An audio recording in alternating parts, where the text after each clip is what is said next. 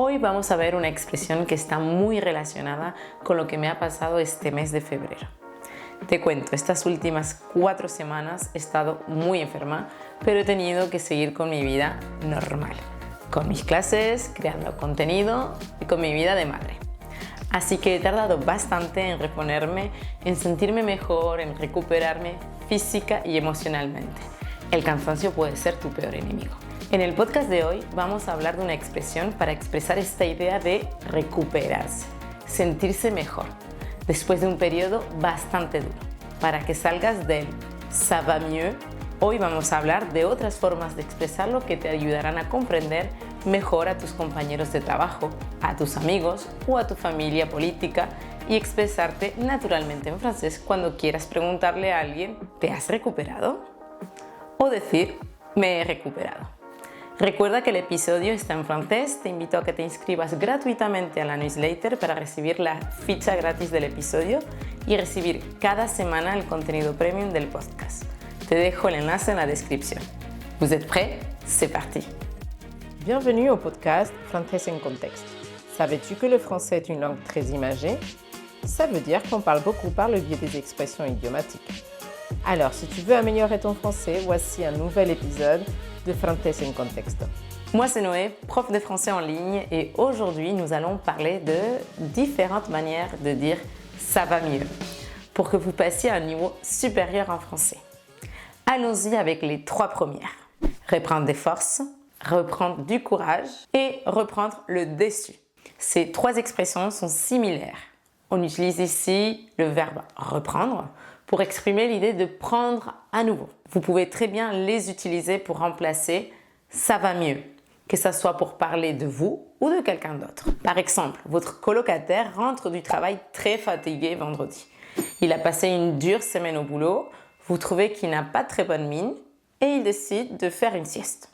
Il dort environ 3 heures et à son réveil, vous le croisez dans la cuisine et vous lui demandez « alors, tu as repris des forces ?» Dans cette situation, reprendre des forces signifie retrouver son énergie et aller mieux. En ce qui concerne la deuxième expression, je vous donne un autre exemple. Vous êtes en plein examen ou dans une situation difficile qui demande beaucoup d'efforts. Vous commencez à douter de vous, à perdre confiance. Un ami vous encourage et vous dit « Allez, ne lâche pas, reprends du courage ». Dans ce cas, reprendre du courage signifie retrouver de la motivation, de la détermination pour continuer malgré les difficultés. Par rapport à la troisième, reprendre le dessus, voici un bel exemple. Votre voisin traverse une période difficile après une rupture amoureuse. Pendant plusieurs semaines, il est triste et n'a pas trop le moral. Mais petit à petit, il recommence à sortir, à sourire, à se sentir mieux. Vous le voyez un jour plus en forme et vous lui dites « ça fait plaisir de te voir comme ça ». On dirait que tu reprends le dessus. Ici, reprendre le dessus signifie retrouver son équilibre, son énergie et aller mieux après une période compliquée. Nous arrivons enfin à l'expression phare de notre podcast aujourd'hui. Nous allons nous retrouver aussi avec reprendre dans le sens de trouver à nouveau et prendre à nouveau. Eh bien, cette expression, c'est reprendre du poil de la bête. Eh bien, reprendre du poil de la bête, ça signifie aller mieux après avoir été très malade ou retrouver petit à petit une meilleure santé. Ça veut dire aussi reprendre des forces, du courage, reprendre le dessus. Comme certains d'entre vous le savent déjà, au mois de février, j'ai été très malade. J'ai une infection pulmonaire, mais pas assez grave pour me retrouver à l'hôpital, heureusement, mais assez fatigante pour avoir envie de m'arrêter de travailler. Malheureusement, quand on est auto-entrepreneur, ce n'est pas facile de se mettre en arrêt, donc j'ai continué à travailler. Mais où est-ce qu'elle veut en venir en fait? Je ne vous raconte pas tout ça juste pour vous raconter ma vie. Bref, j'étais épuisée. Une semaine plus tard, je vais mieux et une collègue prend de mes nouvelles et me demande « Alors Noé, tu as repris du poil de la bête ?» En fait, ce qu'elle voulait savoir, c'est tout simplement si j'allais mieux physiquement car j'avais été malade et émotionnellement car j'avais eu une grosse fatigue mentale. Vous le devinerez, c'est cette conversation qui a inspiré cet épisode. Merci Claire de Français en projet. D'accord, mais vous devez vous dire, alors la bête c'est un animal, le poil, Noé nous avait expliqué dans l'épisode sur avoir un poil dans la main, que c'est comme le pélage pour les animaux, mais reprendre du poil de la bête, non, je ne vois pas le lien.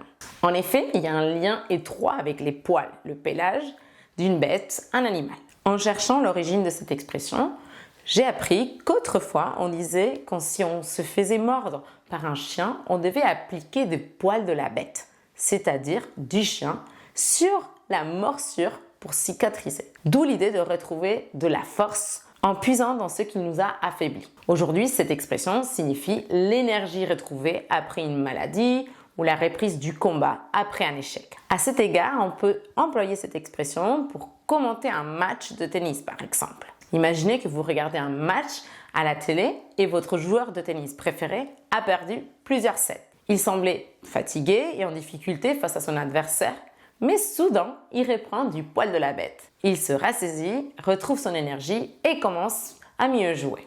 Vous commencez à avoir l'espoir qu'il renverse la situation et remporte la victoire. Comme vous l'avez bien compris, on peut employer cette expression pour dire qu'on a retrouvé de l'énergie, de la vigueur, de la motivation ou qu'on va mieux après une période difficile, que ce soit maladie, échec, fatigue, déprime, etc. Donc si votre collègue a été malade et que vous le croisez au travail, ne lui demandez pas « ça va mieux », mais demandez-lui « tu as repris du poil de la bête ?» J'espère que vous avez apprécié cet épisode et si c'est le cas, pensez à le liker et à le partager avec vos proches et vos amis qui apprennent le français. Pour recevoir la fiche gratuite de l'épisode, vous pouvez vous inscrire à ma newsletter. Vous retrouverez le lien dans la description. Il suffit de cliquer, de rentrer votre prénom et votre mail. Et si vous êtes déjà inscrit, tant mieux, car vous avez déjà reçu les explications en avant-première. Je vous donne rendez-vous la semaine prochaine pour découvrir ensemble une nouvelle expression, toujours en contexte. À bientôt!